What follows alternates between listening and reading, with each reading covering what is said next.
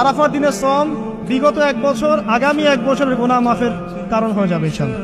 যত গুনাহ আমরা করেছি 1 বছরে আরাফার শ্রম রাখলে সমস্ত গুনাহ মাফ হয়ে যাবে। একটা হাদিসে পড়েছিলাম ইবলিস আরাফার দিনে সবচাইতে বেশি অনুতপ্ত হয়, মানে হতাশায় ভোগে। একটু আগে বললাম না, ইবলিস আমাদের প্রতিবন্ধকতা, সে সবচেয়ে বেশি হতাশায় ভোগে আরাফার দিনে। আরাফার দিনে আল্লাহ পাক কাছাকাছি চলে আসেন, রহমত নাজিল হতে থাকে, সেটা দেখতে পারে। আরাফার দিনের শ্রম বিগত 1 বছর আগামী 1 বছরের গুনাহ মাফের কারণ হয়ে যাবে ইনশাআল্লাহ। যত গুনাহ আমরা করেছি 1 বছরে আরাফার শ্রম রাখলে সমস্ত গুনাহ মাফ হয়ে যাবে। একটা হাদিসে পড়েছিলাম ইবলিস আরাফার দিনে সবচাইতে বেশি অনুতপ্ত হয়, মানে হতাশায় ভোগে। একটু আগে বললাম না, ইবলিস আমাদের প্রতিবন্ধকতা, সে সবচেয়ে বেশি হতাশায় ভোগে আরাফার দিনে।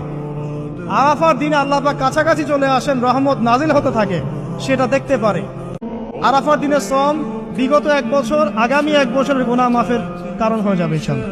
যত গুনাহ আমরা করেছি 1 বছরে আরাফার শ্রম রাখলে সমস্ত গুনাহ মাফ হয়ে যাবে। একটা হাদিসে পড়েছিলাম